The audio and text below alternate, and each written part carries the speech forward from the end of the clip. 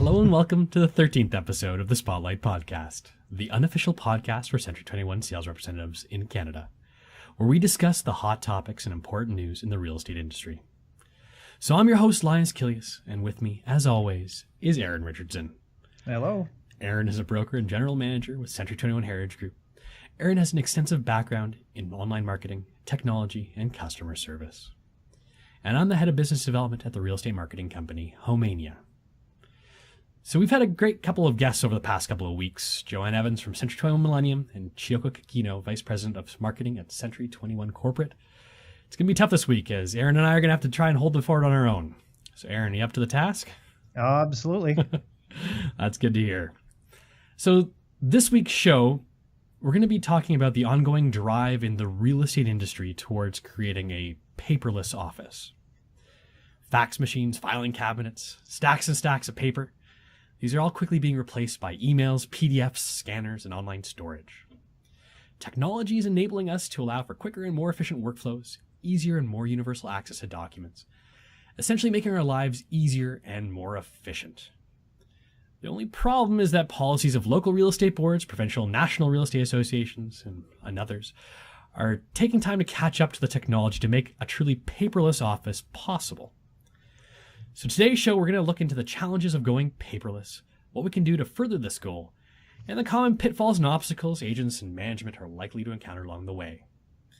So Eryn, you're a big advocate of going paperless. So why don't we start by having you tell us why you think that this is the way of the future? Well, listen, I'm a technology person, so when I say advocacy, I'm an advocate for progressive technology, meaning if it's gonna change, let's figure it out, let's look at it, adopt it, look at solutions, and see how it can save us either time or money. I mean, that's essentially what we're looking for in real estate these days is get more efficient in terms of the time that we have every day, and hopefully. Make some more money because of that, or spend some more time with the family. That's always nice too. So, for sure. So, how would you start about going paperless? I'm not sure if is this something that's very common in the marketplace. Like, do most agents try and go paperless these days, or is there still a large segment of the real sales representative population that's still using pen and paper wherever they can because it's what they're comfortable with? I think the term going paperless has been used for a while now, and it's the eventuality of the industry in terms of where we want to go, and companies talk about going paperless, and I don't tend to jump that quick into saying, okay, I'm going to be paperless. I'm looking at solutions that maybe isn't about being paperless, but about being more efficient. So obviously printing off a piece of paper, having to sign it, put it back in, scan it, put it into an email and send it off can be a bit daunting. So I'd rather obviously get something digital, sign something digital, send it back to them digital, and that's it. Not have to worry about printing it off in faded copies and not being able to read it and all this sort of stuff. So really going paperless may not be a reality in the next 5 years. It may not even be a reality in the next 10 years, going completely paperless. But these solutions are going to start happening where, you're going to evolve into going from touching a piece of paper 10 times to maybe just having to touch it once or twice or something. So. Yeah, well, I remember going over our purchase agreements and stuff for my home, and by the end of it, like the number of times, like you said, it's been faxed back and forth, things have been crossed off, initialed, signed here and there. You can barely read the original anymore. So having that electronic copy to send back and forth, I guess even just there is a big advantage. You don't have to worry about that degradation over the faxing over and over again. Yeah, exactly. But yeah, I like you said, I'm sure it's pretty much impossible to go perfectly paperless. That's more just like the idealistic goal at the end of the day. This is, I guess, more about the efficiency and just making things easier. But there's probably a lot of agents that just rely on having like those older technologies like faxes, papers, pens, So is this something that is truly more efficient too? Because like if it's something you're comfortable with, like why, if it ain't broke, why fix it? I guess like what would your message be to anyone who's maybe considering doing this move but hasn't yet? Well, even the agent that is pushing against it, saying, listen, you know what, I'm on old fashioned, I'm not going to learn the new technology. Even when speaking to those agents, I can convince them, I'm pretty sure most agents, that there is a need for, at certain times when it's impossible to print something, to use technology to solve the issue. And they're going, wow, that was quick. Why haven't I done this before? So even if we can ease them into the maybe solving some of the solutions where there is no solution, you're going to get some of the agents to say, okay, well, I'd use that, of course. And an example of that would be, one piece of paper. Let's say it's a waiver that's sent to you, and your client's right there, and it's they've sent it over by email, and they say, oh, I got to find a printer. We don't have a printer. All the offices are closed. What are we going to do? If they click on an app, open it up in an app, say, Mr. Buyer, why don't you just, write your signature here, use your finger, and just write out your signature and then save it and then send it back. And it's done in 2 minutes. And that could solve a big problem. So that actually leads me to my first big question I had when we were starting to talk about this is, let's say you have a waiver or some document for your client to sign, and you're not present with the client. You said you can just get them to open an app or something, but I mean, they might not have the app installed on their phone or tablet or whatever. So what do you do in that case? Because everyone's got a pen. So, and most people would have email and a printer too. So in that case, you think it'd almost be easier just to send it to them via email, say print it off, scan it, send it back to me. Those are more likely things that they have. Of course, I mean, apps are pretty easily accessible, but people might not be comfortable using them too, especially if it's, say like an elderly person who's not as comfortable with technology or something too. Like what would you do in those cases? There is solutions for that as well. Now, and this gets into a little bit of a segue, the difference between an electronic signature and a digital signature. And I think the majority of people are not quite understanding the difference between those two technologies, and especially are using them maybe in the wrong context a lot of times. Am I signing this digitally or am I signing this electronically? And there's a difference. So think about electronic signatures as the same as a regular signature, just doing electronic means. So an electronic signature, UPS comes to your front door and says sign here on a tablet. It creates your signature at the top. So that's an electronic signature. It's your signature. It's just not pen to paper. It's stylus to tablet, or finger to an iPad or whatnot. So you're still a signature, right? And then the digital signature is created digitally, where you don't have the access to, like you said, a phone, a tablet, or something like that. And it's a program that takes some information about your computer, your location, and depending on the technology, some are more secure than others. They will actually develop, all you have to do really is click on, this is my signature. I agree that this is my signature. Put it into the document, and then it's going to take an IP address of your computer and put it into a document called a certificate.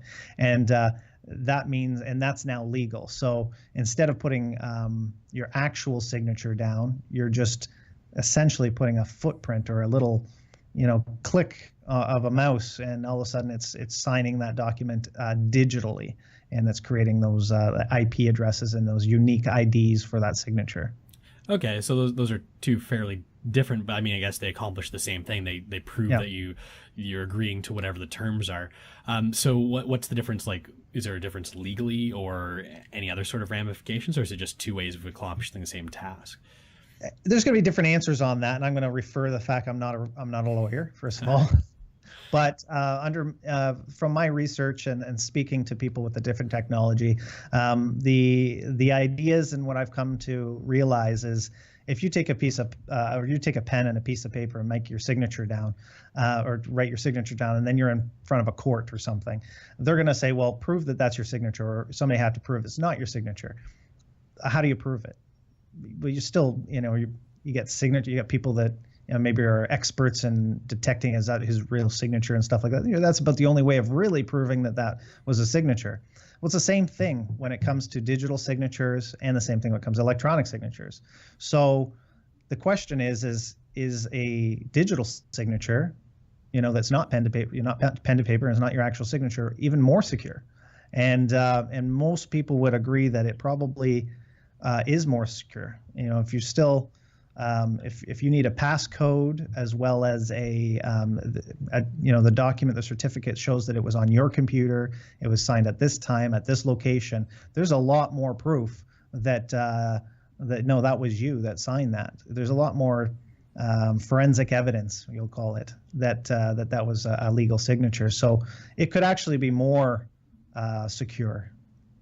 For sure. Well, I guess one of the questions too is how have policies of real estate boards or how do these hold up in court or any sort of situation like a legal situation too? Because a lot of the times it may be easier to have that burden of proof or whatever because you have this, multiple kinds of ways of validating that person was present when they created this signature.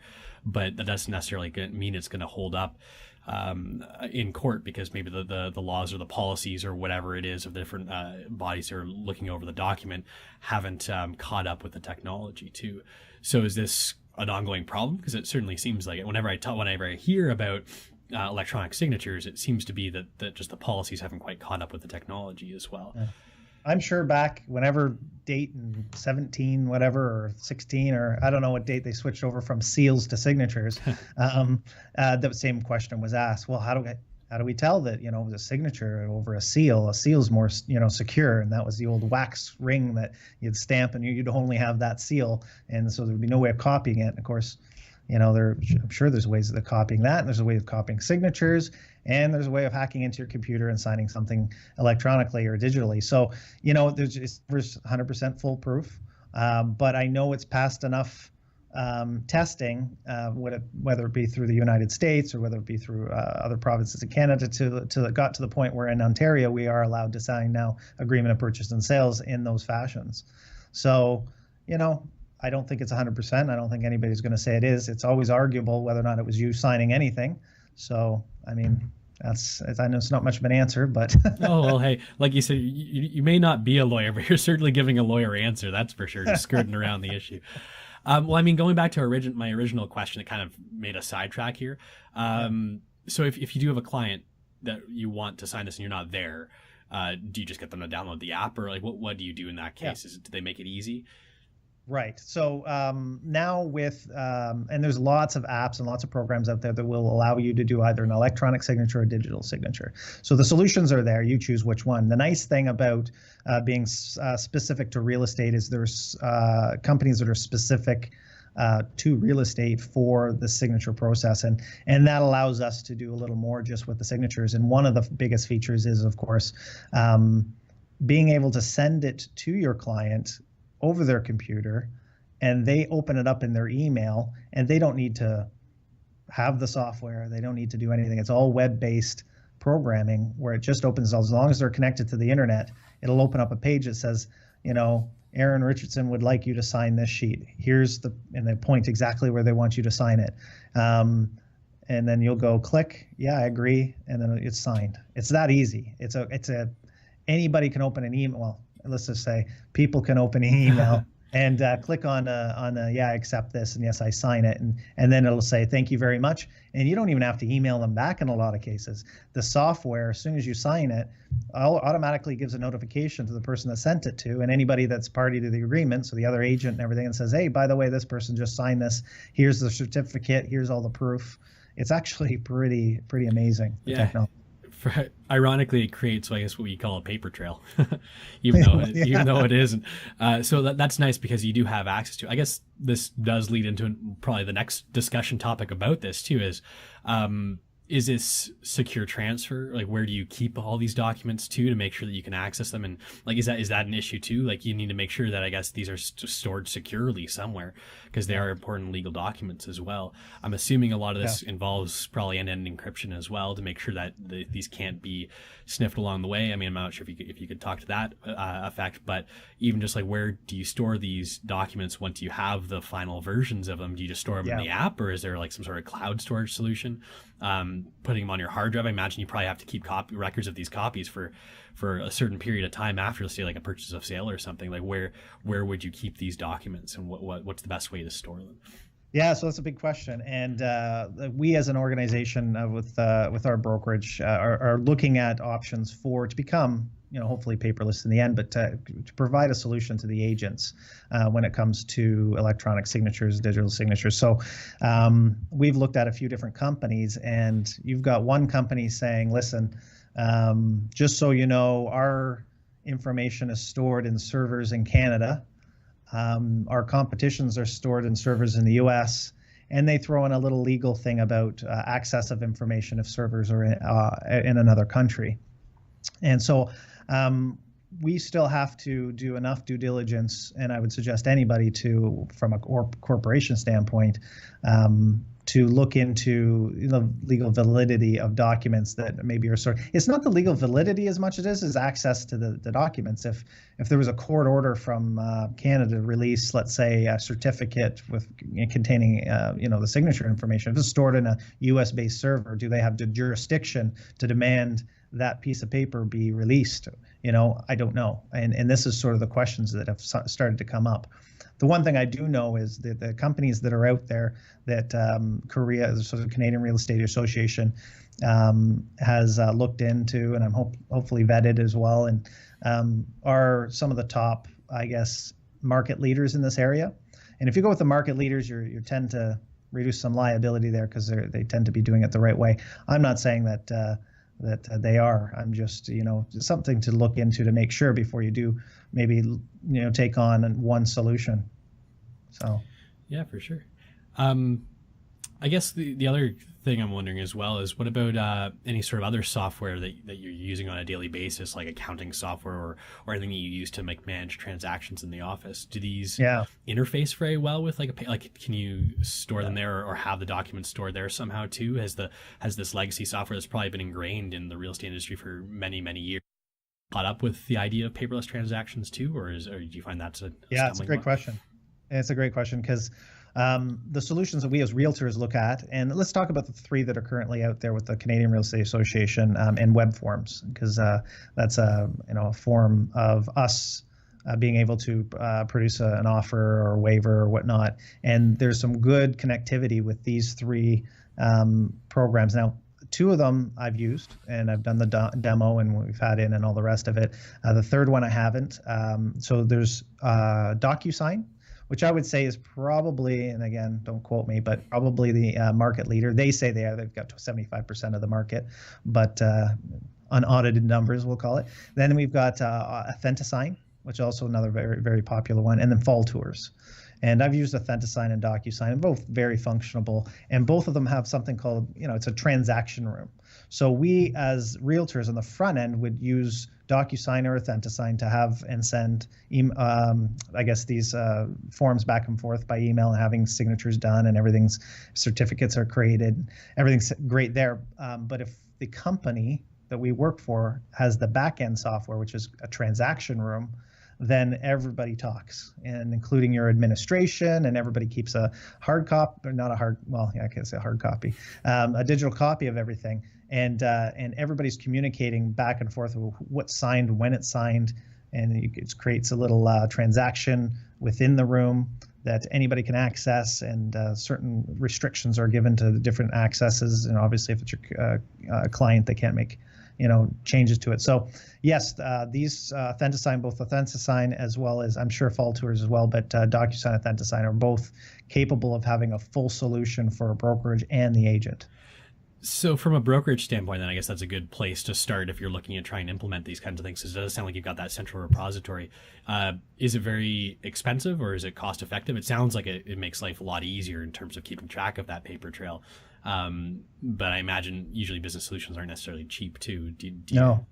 Well, and it's, listen, anything is, people are, obviously looking to have a business to make money. So these solutions, I'll give you an example. So if you have a brokerage of 500 agents, the solution from the companies like DocuSign, Authentisign would be, we'll buy a whole package for all 500 agents, and we'll charge you, X amount of dollars, which ends up adding up to quite a large number, like quite a large, like $50,000 for, or $60,000 or $30,000 or $40,000 a year in order to get your whole company to buy into a paperless solution.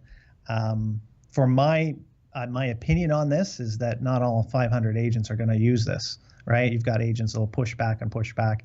And in fact, there'll be a small percentage of agents that really do want to use it on an ongoing basis. So I still think it should be, or probably would be, an agent per agent basis, whether or not they buy into the program. And then, but I think a brokerage has to be aware and has to have eventually a solution on the back end in order to start going paperless and keeping track, because it's more efficient, it's more secure. There's a lot of advantages to having everything stored electronically and communicating back with the agent as well. So I guess, again, we're doing amazing segues here, but this works well into, like, from the brokerage management standpoint, is this the place to start? Do you get some sort of central repository software like this where you can have that back and forth with the agents? Like, how do you implement the beginning of a paperless office, I guess, from a brokerage standpoint? Like, it sounds like there's quite a lot to it. There's, maybe software you have to license. There's the training of agents to get them to understand that this is, like, the way that we'd like to go forward in the future, and show them that it is more efficient. Because at the end of the day, I guess from a brokerage standpoint, you want to offer services that make your agents' lives easier, but also, reduce your costs at the end of the day and make your efficiency better. So what's the best way to, say, implement this? Like, assuming that you haven't implemented any sort of paperless office, or maybe you've got this kind of like patchwork solutions, but like to get this kind of master plan, what's the best way to go forward with that? Do your research. Make sure that you do it very slowly and carefully in this case. Like, I mean, the reality is, with the first year that this came into effect in terms of being able to go with a digital signature, electronic signature for the agreement of purchase and sale, that's when there's a big buzz about going paperless and all these solutions came up. And there's a lot of companies that are trying to get into the marketplace. So you gotta kind of see where the dust settles and see who's leading the industry. Because if we had made a decision a year ago, we'd be sitting here this year going, well, that wasn't very good. That didn't work out great. We didn't get anybody, we're spending money and we're not getting anybody using it, or the system wasn't working properly. You ever buy the very first model of a car in the first year? You got to work out the bugs. So don't buy the first model that came, the first year model of a car, because, third year, fourth year, they got everything figured out. So I'm not saying that you have to be super slow on it. Just do your research, do your investigations, look at what you're using now and see how, and if you like what you're using now, see how you can integrate. So Lone Wolf Systems, for example, on the back end, Broker Wolf, I'd say majority of the companies are using either that or Quick Office Solutions or something. But like Broker Wolf, they had something called Loading Docks, and that was their solution. And it's come a long way from where they started. So maybe that's the solution, is to go with the same company that is doing what you're doing already. Or do you come up with a third-party solution that sort of talks with the Lone Wolf system, so that there is some good syncing and connectivity between the two? And currently, they're going through growing pains with that. So as a brokerage, do you really want to go through growing pains with them, or do you want to sort of wait and see what happens, right? I've seen a couple brokerages in the area say they're paperless now, and they've gone on with a certain brand or a certain company, and they're not one of the top ones. And I'd be a little concerned about that. Is it hard to switch though? Like, it would be, I would think. One of the questions we asked, some of these companies is, where do you store the information? How long? Is there a backup? Can we back up if let's say we have a power failure and everything goes, we need to, or do we need an old version of something, or let's say we leave you, can we download all our content? Can we move it over to another system? And then when you're moving systems, if you've got 500 agents, let's say even have 100 agents, to move somebody to a new city, everybody knows that it's difficult. People don't like change, and it's difficult when you're running a business and you need everything to run smoothly as a real estate agent. And then somebody says, oh, by the way, we're changing our platform. You're going, whoa, wait a second. I got a listing presentation tomorrow and 3 offers. I can't be messing around with technology right now. So yeah, it's, do your due diligence so that you have the correct solution, so you don't have to make the change 2 years from now. I would think is a big thing. Yeah, well, I sure hope that any solution that anyone would pick would be easily offloaded from whatever the platform you're using is to either another platform, or so you can create those hard copies so you have something. There'd be nothing worse than being locked into a platform and just having that data in a way that you can't take it out of that kind of ecosystem. I guess from a business standpoint, maybe these companies that are creating these software, they probably like having you locked in, but it is an important flexibility to have, because I guess you never know what might happen to these companies and the software in the future too. So I guess we can start going into the final segment, the app of the week, unless you have anything else to add. Well, what I'd like to do is be a good segue again.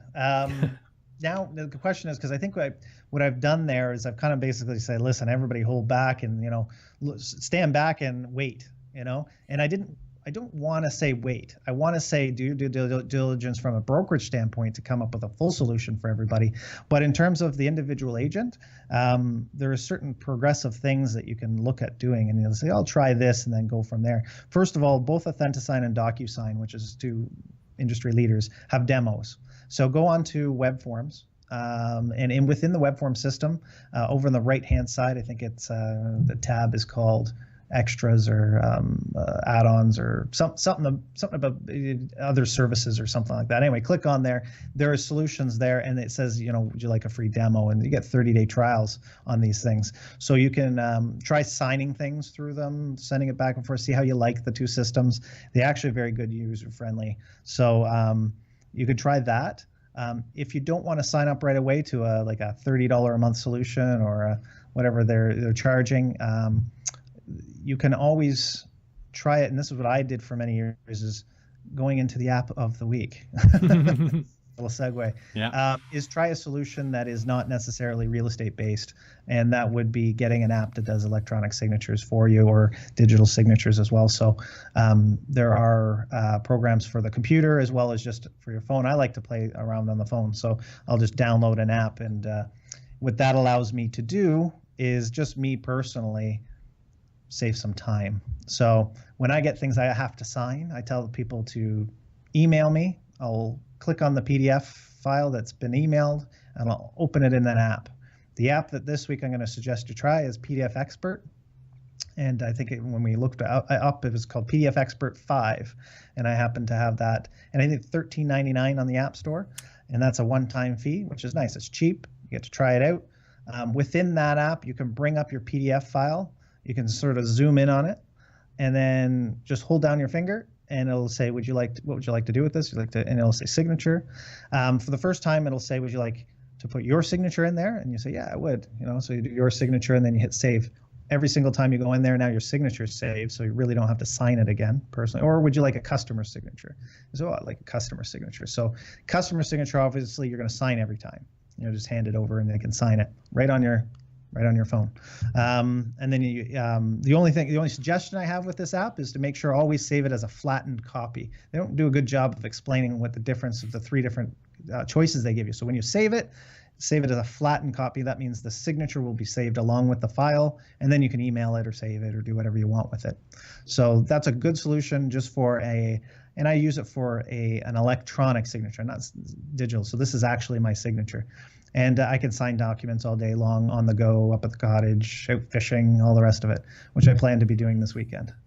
So that's PDF Expert 5. I'm sure there's quite a few other ones.